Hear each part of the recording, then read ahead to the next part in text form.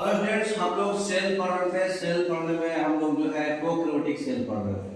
अब prokaryotic cell में आज का टॉपिक है हमारा मूवमेंट इन बैक्टीरिया। ठीक है, बाकी जो हम पढ़ लिए हैं, आप लोग जो लोग नहीं पढ़े हैं वो हमारे यूट्यूब चैनल पर देख सकते हैं, हमारे पर्सनल ऐप पे भी देख सकते हैं। बैक्टीरियल सेल जो होता है वो मोटाइल भी हो सकता है और नॉन मोटाइल भी हो सकता है। मतलब मोटाइल मतलब मोटा नहीं, जो खुद से चल सके, लोकोमोशन, मतलब जो खुद से भी चल सकता है और जो नहीं भी चल सकता है, स्थिर भी रह सकता है। तो जो घूमने वाला हो, जैसे हम लोग क्या है मोटाइल, क्योंकि हम लोग पैर से चल रहे हैं। बच्चा जब जन्म लेता है तो क्या है नॉन मोटाइल, वो खुद से नहीं चल पा रहा। तो बैक्टीरियल सेल जो होता है मोटाइल भी हो सकता है, मतलब उसमें लोकोमोशन होगा, या फिर नॉन मोटाइल उसमें लोकोमोशन नहीं होगा। अगर मोटाइल होगा तो उनके पास जो फिलामेंटस एक्सटेंशन होगा सेल्स से, उनके सेल वॉल से एक फिलामेंटस एक्सटेंशन होगा, मतलब फिलामेंट की तरह बाहर की ओर निकला रहेगा उनके सेल वाल, उसको बोलते हैं फ्लैजिला। तो अगर उनका फ्लैजिला है उनके पास, तो फ्लैजिला है तो वो मोटाइल होगा। ठीक है, मतलब उनके सेल वाल में बाहर की ओर कुछ हल्का सा निकला रहेगा, पतला सा, जैसे मूंछ होता है ना, आदमी का मूंछ निकल जाता है, पूंछ या फिर हाँ पूंछ, उसी तरह से इनका फ्लैजिला रहेगा। तो इनके पास बहुत सारा फ्लैजिला होता है। देखिए फ्लैजिला का अरेंजमेंट के आधार पर उनका नाम है और एग्जाम्पल है। अगर मोनोट्राइकस है, इसका मतलब कि सिंगल फ्लैजिला है, उसका एग्जांपल कौन है? Vibrio cholera. ये बैक्टीरिया से आपको कोलेरा हो जाता है। कोलेरा जानते हैं ना, कोलेरा एक बीमारी है जिससे आपको लूज मोशन दबा के होगा। एम्फीट्राइकस जो होता है इसमें सिंगल फ्लैजिला होगा लेकिन दोनों एंड पे होगा। ठीक है, लोकोट्राइकस मतलब कि एक ही स्पॉट से बहुत सारा फ्लैजिला निकलेगा।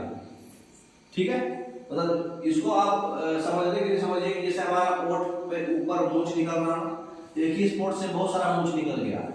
ठीक है, तो एक ही स्पॉट से बहुत सारा मूंछ निकल गया तो लोकोट्राइकस है। और पेरिट्राइकस मतलब मल्टीपल फ्लैजिला होगा लेकिन बैक्टीरिया के चारों ओर होगा, जिसका एग्जांपल है इकोलाई बैक्टीरिया। इकोलाई विकोलाई ये सब बीमारी होता है, मालूम है ना, ये सब लेडीज में ज्यादा होता है। हाँ, क्योंकि इकोलाई जो है ज्यादातर डिसेंट्री केसेस में होता है। अगर यूरिन का डोर और आपके क्या बोलते हैं स्टूल का डोर, मतलब जहां से आप पॉटी करते हैं और जहां से आप यूरिन करते हैं, दोनों का मिक्सअप हो गया तो इकोलाई हो जाएगा। 99% चांसेस, इसलिए लेडीज को ज्यादा होता है क्योंकि वो दोनों के बीच में गैप कम होता है। अब देखिए ये जो है आपका बैक्टीरियल सेल का एग्जांपल दिया हुआ है, ये कुछ इसका निकला हुआ है एक्स्ट्रा फिलामेंटस स्ट्रक्चर है, तो इसको बोलते हैं फ्लैजिला। ये जो मूंछ की तरह बड़ा बड़ा सा निकला है इसको बोलते हैं पिलाई, और ये पतला सा जो है ये बाहर का जो लेयर ये छोटा छोटा दिख रहा है ये बोलते हैं फिब्रिल। ठीक है, तो ये स्ट्रक्चर आप समझ में आ रहा है। अब देखिए इसमें फ्लैजिला में भी तीन चीज होता है, एक होता है फिलामेंट, एक होता है हुक, एक होता है बेसल बॉडी। ये है स्ट्रक्चर आपका। तो सबसे लास्ट पार्ट वाला जो है ये तो है फिलामेंट, जो सेंटर पार्ट थोड़ा सा मोटा टाइप होता है इसको बोलते हैं हुक, और जो सबसे नीचे वाला पार्ट है बेसल बॉडी, बेस मतलब बेस है आपका, है ना, जिसको हम लोग मोटर डिवाइस भी बोलते हैं। इसमें भी चार रिंग होता है, LPMC रिंग। ठीक है, सबसे आउटर मेम्ब्रेन हो गया ये वाला पहला रिंग, और दूसरा रिंग के बीच वाला जो ये है इसमें आउटर मेम्ब्रेन है ये। उसके बाद दूसरा और तीसरा रिंग P और M रिंग के बाद जो रिंग का जो पार्ट है उसको बोलते हैं पेरिप्लाज्मिक स्पेस।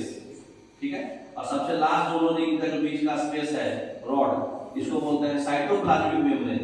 ठीक है, सबसे लास्ट में जो सबसे लास्ट रिंग जो है C रिंग है, LPMC। कैसे याद रखेंगे इसको? LPMC में तो ऐसे तो बहुत कुछ है, कैसे याद रखेंगे?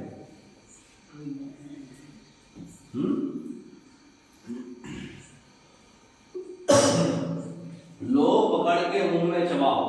ठीक है, नेक्स्ट अब है पिलाई।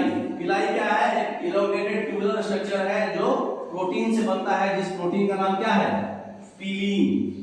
पिलीन नाम है उस प्रोटीन का, इससे ये बनता है। ये ट्यूबुलर स्ट्रक्चर है, ट्यूब है ना, जो ट्यूबलाइन वैसा ट्यूब की तरह बड़ा सा इलोंगेटेड मतलब लंबा सा इलोंगेटेड ट्यूबुलर स्ट्रक्चर है जो पिलीन से बनता है, पिलीन प्रोटीन से बनता है, इसलिए इसको पिलाई बोलते हैं। ठीक है, सेक्स पिलाई जो होता है ये कंजुगेशन के दौरान फॉर्म होता है, जिसमें DNA ट्रांसफर होता है डोनर से रेसिपिएंट के पास, मतलब जो दे रहा है रेसिपिएंट जो ले रहा है, तो जब पार्शियल डीएनए ट्रांसफर हो रहा है डोनर से रिसेप्टर के समय, उसको बोलते हैं कंजुगेशन। इसी टाइम में सेक्स पिलाई फॉर्म होता है, ठीक है, जो ग्राम नेगेटिव बैक्टीरिया में ज्यादातर देखा जाता है, ठीक है। तो ग्राम नेगेटिव बैक्टीरिया में ये ज्यादातर देखा जाता है सेक्स पिलाई, ठीक है।